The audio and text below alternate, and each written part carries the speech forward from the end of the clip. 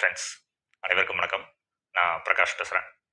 இந்த வீடியோவில் நான் எதை பற்றி சொல்ல போகிறேன் அப்படின்னா, பேமெண்ட் டேர்ம், ஏற்றுமதி தொழிலுக்கு முக்கியமான ஒரு விஷயம் பேமெண்ட் டேர்ம். அந்த பேமெண்ட் டேர்மை பற்றி ஒரு முக்கியமான விஷயம் நான் இந்த வீடியோவில் சொல்ல போகிறேன். வீடியோ ஃபுல்லாக லிசன் பண்ணுங்கள். சைனா மாதிரி கண்ட்ரியில் பேமெண்ட் டேர்ம் என்ன வச்சுருக்காங்கன்னு தெரியுமா? ஏற்றுமதி செய்கிறதுக்கு, அதாவது சைனாவில் இருந்து உலக நாடுகளுக்கு ஏற்றுமதி செய்கிறதுக்கு சைனீஸ் வச்சிருக்கிற பேமெண்ட் டேர்ம் என்ன அப்படின்றத நீங்கள் ஃபஸ்ட்டு தெளிவாக தெரிஞ்சுக்கிடணும். சைனாவில் இப்போது கரண்ட் சுச்சுவேஷன், இப்போ கரண்ட் சூழ்நிலைகளில் இருக்கிற பேமெண்ட் டேர்ம் என்ன அப்படின்னா, ஃபுல் பேமெண்ட்டு தான். அது என்ன ஃபுல் பேமெண்ட் தெரியுமா? 30% அட்வான்ஸ் பேமெண்ட்டை கேட்குறாங்க. அதுக்கப்புறம் 70% பிஃபோர் டெலிவரி, அதாவது ஃபேக்ட்ரியை விட்டு வெளியேறதுக்கு முன்னாடி நீங்கள் 70% பே பண்ணிடுங்க அப்படின்னு சைனீஸ் ஏற்றுமதியாளர்கள் சொல்கிறாங்க. நீங்களே என்ன பண்ணுங்கன்னா, ஷிப்பிங் ஏஜென்ட்டை அரேஞ்ச் பண்ணிக்கோங்க. அரேஞ்ச் பண்ணிவிட்டு நீங்களே குட்ஸை ஃபேக்ட்ரியிலேருந்து பிக் பண்ணி எடுத்துகிட்டு போயிடுங்க.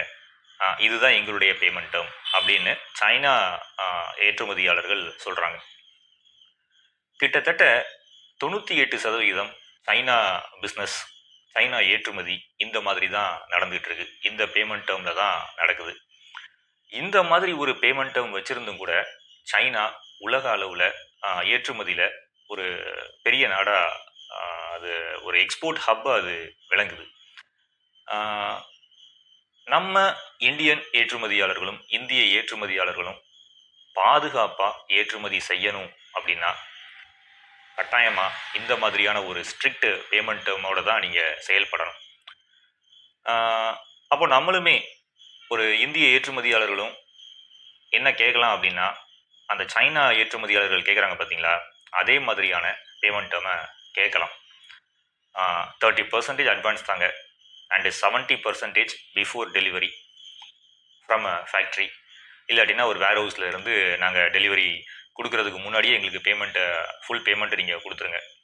நீங்களே என்ன பண்ணிக்கோங்க அப்படின்னா, குட்ஸை பிக் பண்ணிக்கோங்க. அப்படி இல்லைன்னா என்ன பண்ணலான்னா, எஃப்ஓபி ஷிப்மெண்ட்டை பேசலாம். எஃப்ஓபி நாங்கள் பண்ணுறோம். எஃப்ஓபி அப்படின்றது ஃப்ரீ ஆன் போர்டு.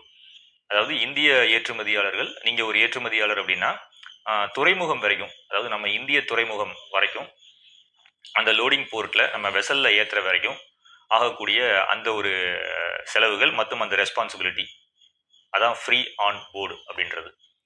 நாங்கள் எஃப்ஓபி ஷிப்மெண்ட்டை பண்ணுறோம். நீங்களே என்ன பண்ணிக்கோங்கன்னா, குட்ஸை பிக் பண்ணி எடுத்துக்கோங்க. பேமெண்ட் டேர்மு எங்களுக்கு 30% அட்வான்ஸ் அண்ட் 70% பிஃபோர் டெலிவரி அப்படின்னு நீங்கள் கேட்டு பார்க்கலாம். இந்த மாதிரியான ஒரு பேமெண்ட் டேர்மில் ஒரு ஏற்றுமதியாளர் எக்ஸ்போர்ட் பண்ணுறாங்க அப்படின்னா எந்தவித பிரச்சனையுமே கிடையாது. பணத்தை பொறுத்த வரைக்கும், பேமெண்ட்டை பொறுத்த வரைக்கும் பயப்பட தேவையில்லை. ஆனால் இந்த மாதிரி அட்வான்ஸ் பேமெண்ட்டு ஃபுல்லாக கொடுப்பாங்களா? சைனாவில் கொடுக்குறாங்க.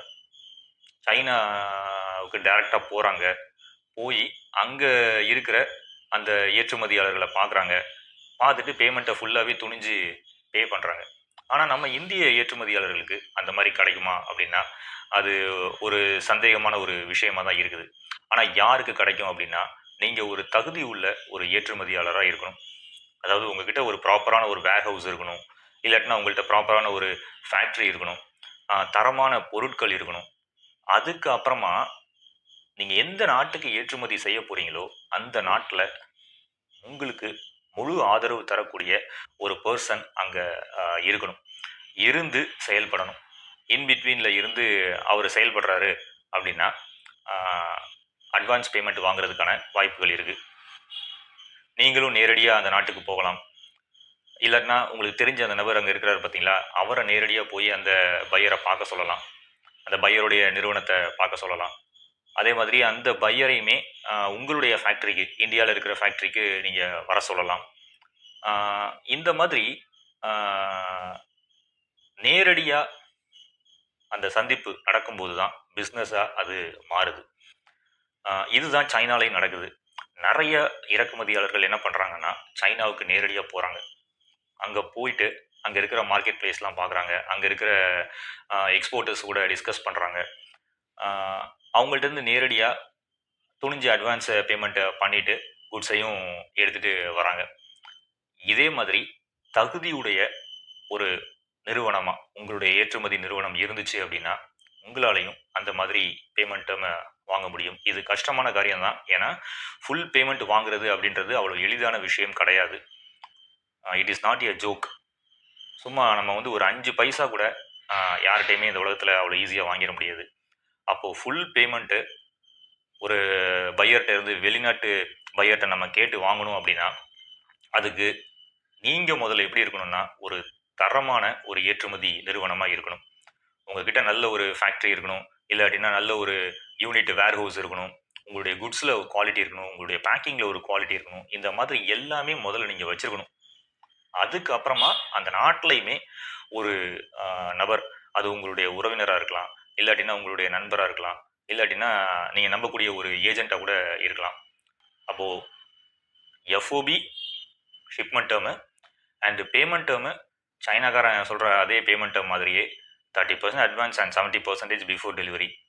இந்த மாதிரி ஒரு பிஸ்னஸ் உங்களுக்கு கிடைக்குது, இந்த மாதிரி ஒரு 6-7 பையரை நீங்கள் ஃபைண்ட் அவுட் பண்ணுறீங்க, ரெகுலராக உங்களுக்கு பிஸ்னஸ் நடக்குது அப்படின்னா ஏற்றுமதியில் ஜெயிக்கிறதுக்கான வெற்றி வாய்ப்பு இருக்குது. அதனால் நல்லா மைண்டில் அண்டர்ஸ்டாண்ட் பண்ணிக்கோங்க. பேமெண்ட் டேர்ம் அப்படின்றது எக்ஸ்போர்ட் பிஸ்னஸில் ரொம்ப ரொம்ப ஒரு முக்கியமான ஒரு விஷயம். அதில் யாரும் ஏமாந்துடாதீங்க. நான் என்னுடைய பல வீடியோஸில் சொல்லியிருப்பேன், நீங்கள் எக்ஸ்போர்ட்டே பண்ணாட்டினா கூட பரவாயில்ல, ஆனால் ஒரு சின்ன அட்வான்ஸ் பேமெண்ட்டாவது வாங்காமல் யாருக்கிட்டையும் கமிட் பண்ணாதீங்க. இது வந்து எண்டில் உங்களுக்கு ஒரு மிகப்பெரிய ரிஸ்கில் போய் தான் முடியும். அதனால் ஏற்றுமதியில் payment term is very very important. இதெல்லாம் நல்லா மைண்டில் வச்சுட்டு நீங்கள் ஏற்றுமதிக்கான முயற்சிகளை எடுங்க. என்னுடைய அடுத்த வீடியோவில் நான் வேற ஒரு நல்ல பதிவோட உங்களை வந்து சந்திக்கிறேன். அது வரைக்கும் உங்களிடமிருந்து விடைபெறுவது பிரகாஷ். நன்றி, வணக்கம். சேனலை வந்து சப்ஸ்கிரைப் பண்ணாமல் இருந்தீங்கன்னா சப்ஸ்கிரைப் பண்ணிருங்க. ஆல்சோ பெல் பட்டனையும் கிளிக் பண்ணிருங்க.